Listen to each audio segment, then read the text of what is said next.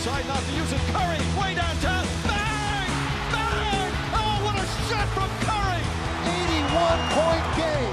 What can I say? Anything's possible. Anything's possible! Bonjour à toutes et à tous, bienvenue dans Overtime épisode 2. Messieurs, comment allez-vous? Très très bien. Ça va, depuis il y a 5 minutes, nickel. Voilà, donc Flo vient de nous cramer, on enregistre tout le temps Overtime après Starting 5, donc c'est dit. Messieurs, top 5 quoi aujourd'hui déjà? Assist. Assist, voilà, assist 2015-2016, qui veut commencer? Pierre? Ça compte des points pour le quiz que Jordan a eu bon. Moi ça me va.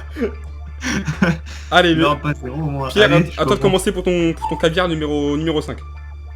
Donc je commence avec le numéro 5, c'est la passe quarterback de Westbrook pour Durant contre les Mavs. C'est à la suite d'un lancer franc de Nowitzki, t'as Westbrook qui récupère la balle en trompe, donc Nowitzki marque le panier et t'as Westbrook qui se précipite sur la balle pour balancer une passe longue distance à Durant qui va finir tranquillement le petit dunk, et puis voilà, c'est propre, c'est net, c'est clean, c'est Westbrook. Ça va nous manquer, C'est classe. Ça va nous manquer ce genre de choses, je pense. Voilà. À qui à Jordan, c'est ça? Ouais. Donc moi c'est match Bulls Dallas. C'est Rose qui fait une passe à Pau et Pau Gasol fait directement la passe à Rose en no look pass. Elle est fantastique parce que on connaît la rapidité de Rose. Il faut le suivre quand même, le blue. Et voilà, donc il fait une passe. Elle est somptueuse et après backdoor pour Rose. Et voilà, superbe passe. Ah, c'est sur cette action qu'on voit vraiment le QI basket de Pau Gasol quelquefois. Ah ouais, complètement, parce qu'il faut tout. Il y a la rapidité, il y a la précision, il se retourne à une petite no-look pass, le tout en 3 secondes, top chrono, donc c'est superbe. Ah ouais, c'est la seule équipe où le poste 4 a une meilleure vision du jeu que les meneurs. Même ça c'est vrai en plus, c'est vrai. C'est vrai. Attends Flo. Moi 5ème, j'ai choisi la passe de Curry contre Memphis, la passe de Curry pour McAdoo. Alors il part en contre-attaque, il fait feinte de passe dans le dos main gauche et il la glisse dans l'espace main droite dans l'intervalle pour McAdoo qui la réceptionne, qui dunk avec la faute. Bref, la dextérité de Curry sur ça, c'est vraiment beau à voir. C'est vrai que Curry niveau passe, ça reste, Ouais. c'est toujours beau, c'est vraiment toujours beau. C'est spectacle. Peu Pas de toujours efficace, mais tout le temps voilà, beau. peu de quantité, mais il y a de la qualité, c'est ça. Ça. Pierre, c'est à toi? Numéro 4, j'ai choisi l'alley-oop de J.R. Smith pour LeBron James contre le Jazz. C'est Irving qui récupère le rebond, qui la passe directement à J.R. Smith sur la droite. LeBron qui suit au milieu, J.R. Smith qui met une espèce de passe en cuillère dans le dos là. Et puis James qui va la chercher super loin derrière, qui la ramène avec sa puissance qu'on connaît bien. Voilà, je voulais quand même mettre ce bel alley-oop parce que je le trouvais sympathique. Et puis la passe de JR, elle est sympa, je trouve, donc voilà. Ouais, elle est belle celle-là aussi. On espère Ouais, elle est voir vraiment au 4 pas mal. aussi. Puis la façon dont James va récupérer la balle est quand même impressionnant, donc je pense que tout le monde l'aurait pas rattrapé celle-là. Ouais. Donc voilà. Allez, on enchaîne directement, Jordan, c'est à toi. Moi le 4ème c'est petit match Kings OKC, donc c'est Rondo qui va au rebond offensif, on sait qu'il a un grand talent pour ça. Il prend le rebond, il met une chistera pour Bellinelli à 3 points. Bellinelli ficelle, c'est net, c'est précis, c'est propre, c'est Rondo. Il y a tout qui est bien dans cette action. Ça joue en 5 secondes et voilà, c'est parfait. 4ème celle-là, je pensais l'avoir plus bas. Ouais, je comprends. Ouais, mais parce qu'en bas j'ai du bon quand même. D'accord. C'est ma mention spéciale, hein, Jordan, je te l'annonce, c'est ma mention spéciale. C'est ta mention spéciale? Ouais, c'est ça. Et ouais, elle est parfaite celle-là. Tout est fluide, tout, y a rien qui cloche. Ah, puis c'est Rondo, quoi. Et puis ça Rondo là. Ah, c'est à toi Florian. Alors moi en 4ème du coup j'ai choisi la passe de James Harden contre les Suns. Oui, parce que James Harden fait aussi des passes. Tout simplement, il prend la balle, il dribble dans l'intervalle, il rentre et il fait une passe entre ses propres jambes dans l'intervalle pour que son coéquipier aille dunker. Tout simplement, on voit les défenseurs de Phoenix qui sont les pieds dans le béton. Comme d'habitude, c'est vrai, mais la passe est quand même belle. Donc juste pour l'illumination et la passe qui laisse tout le monde les pieds dans le béton, je l'ai mise 4ème. Parce qu'elle est vraiment bien masquée la passe. Ah, c'est vrai que la défense des Suns sur ce coup-là, elle est vraiment dégueulasse. Hein. Elle est inexistante d'ailleurs. Hein. Sur ce Ah, coup-là. bah, la dé- Si c'était que Ah, sur Jordan, hein. Voilà. Allez, on passe directement au numéro 3, Florian. Pierre, pardon. Moi, la troisième position, c'est la passe de Brandon Jennings contre la planche pour André Drummond qui vient défoncer l'arceau derrière. Je l'ai choisi pour le côté un peu spectaculaire du truc parce qu'on aime bien toujours voir ce genre de passe alley-oop monstrueux. C'était contre les Nets. Voilà, je précise. Regardez, tout est... Ça compte pas si c'est pour les Nets normalement. C'est un De quoi All-Star Game. On avait dit que Nets et Sixers ça comptait pas les actions contre eux. Ouais, mais c'était beau, je voulais la mettre parce que je trouvais ça beau. Donc voilà, il y a juste qu'à regarder les images pour comprendre. Elle est somptueuse celle-là parce qu'il faut avoir les couilles de le faire quand même. Hein. Ouais, et puis Ouais. elle est vraiment super puissante. J'ai l'impression qu'il la met bien forte hein, contre la planche. De quoi, Flo? Et surtout t'as intérêt à Ah avoir oui, il a mis du quelqu'un temps. qui a capté que tu faisais ça.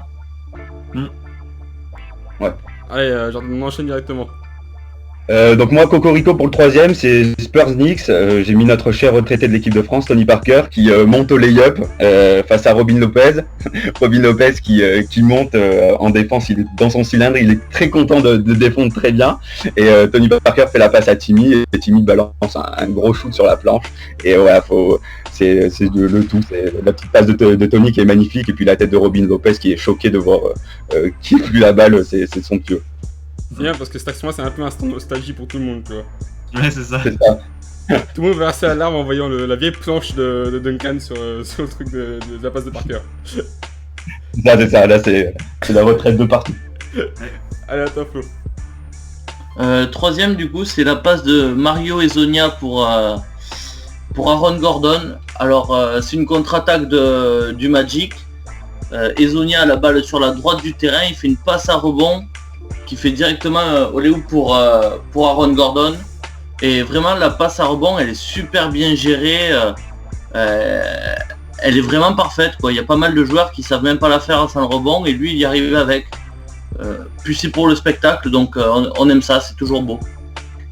Ah, magnifique. Numéro 2, messieurs, pour Pierre. Moi, le numéro 2, c'est notre cher Rajon Rondo. C'est la petite spéciale qu'il fait avec sa fin de passe dans le dos qui ramène directement. Et la passe juste derrière pour Rudiger qui vient écraser le Tomar. C'était contre le Jazz. Donc je sais pas si pour toi ça compte, Flo, mais c'était beau quand même, je l'ai mis, donc voilà. Le Jazz ça compte si Gobert il prend un poster. Là ça compte.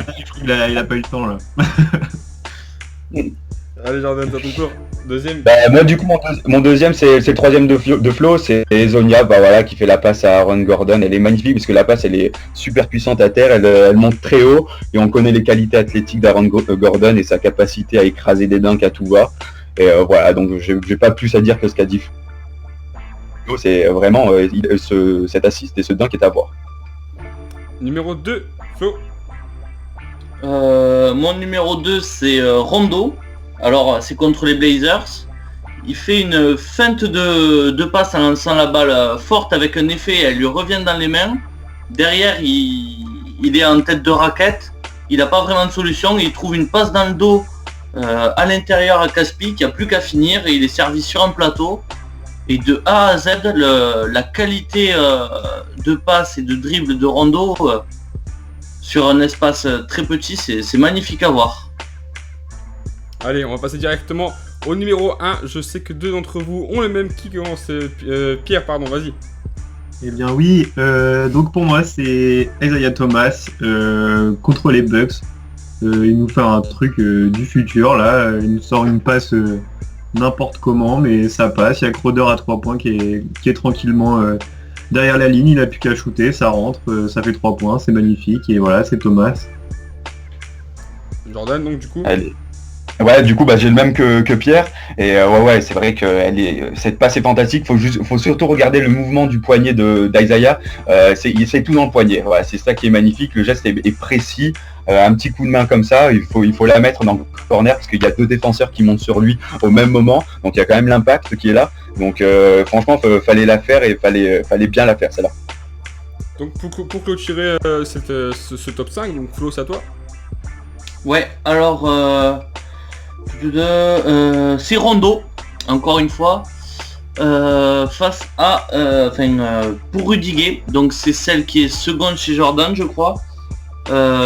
C'était contre le Jazz, il fait comme a expliqué Pierre, fin de passe dans le dos, il se la ramène et après il sert Rudiger qui va tout écraser. Encore une fois, on voit toute la classe de ce joueur sur ces actions là. C'est vraiment où on peut remonter 10 ans en arrière, mais je pense que c'est le meilleur passeur de la dernière décennie en termes de qualité de passe. Non, clairement. Il apparaît moins souvent que Curry dans le top 50 que la NBA a fait, mais il apparaît 2-3 fois, je crois, hein, si je me trompe pas, et les 2 ou 3 fois, c'est juste des passes vraiment impressionnantes, et c'est les passes qu'on connaît de Rondo, et j'espère qu'il en fera aussi des belles aux Bulls, ça m'arrangerait. Ouais, puis les mouvements du mec, qu'il fait, c'est des mouvements venus d'ailleurs, quoi. Quand contre les Blazers, il te claque la balle fort au sol pour feinter une passe longue, et qu'avec l'effet, elle lui revient presque dans les mains, tu te dis, mais le mec, comment il fait ça? Il la balance, elle tourne sur elle-même, la balle, et quand elle tombe, elle se lève comme s'il n'avait pas poussé. Et là, tu te dis, ouais, ce mec-là, c'est un autre monde, quoi. C'est dans le domaine des passes décisives, c'est un autre niveau, quoi. Ouais, c'est ça, c'est comme la passe de Rondo à Bellinelli, c'est pareil, il te récupère un rebond, il arrive d'un coup d'œil à voir Bellinelli qui est derrière la ligne à 3 points, il te sort une passe, c'est par où ça va mieux passer, et ça passe, et voilà. Ouais, en plus, le Bellinelli est à 3 points, donc il est à 7 mètres de Rondo, le mec il te sort une passe dans le dos avec un rebond quand même. Ouais, voilà, ça. Le mec c'est toujours plus, quoi. Et Bellinelli il n'a pas bougé, ouais, quoi. il fait pas d'effort. Il n'y a même pas de temps de latence entre le temps il récupère, il se replace et tout, c'est dans les mains, c'est parfait. La passe était Non, mais Rondo c'est un autre délire dans le niveau assist au basket, hein, c'est...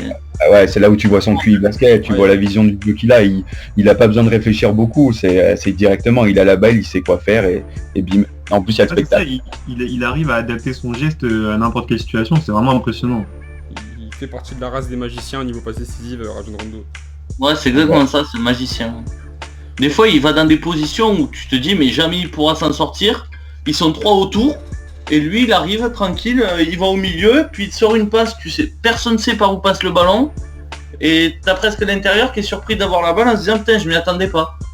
Non, c'est que toujours les mecs les intérieurs qui sont avec lui, qui ont toujours la main prête, ils se disent bon bah normalement ça va arriver, et puis ça arrive, et puis voilà, il y a juste à la terminer, quoi.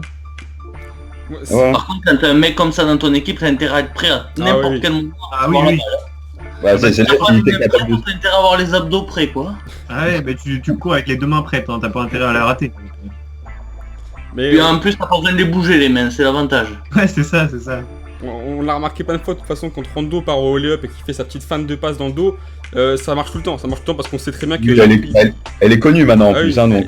Ça marche, Ah ouais, ça marche tout le mais temps. elle est connue, mais t'es obligé de te faire avoir. Ah oui, parce que tu sais qu'il en est capable. Tu vois la balle elle part tellement loin de son poignet, tu te dis il peut pas la récupérer.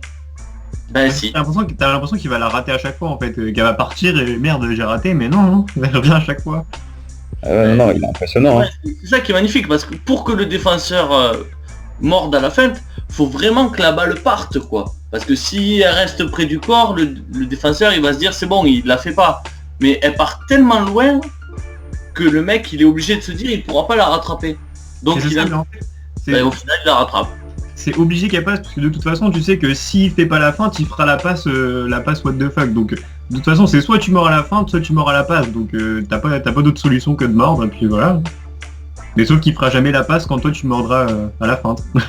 Toujours un coup d'avance. Ouais. En général il fait jamais la passe quand tu t'attends à ce qu'il la fasse. Hein, donc. Ouais. Ça c'est justement là sa force, c'est pour ça que la feinte elle passe tout le temps, parce que de toute façon tu sais pas à quel moment il va feinter, à quel moment il va passer.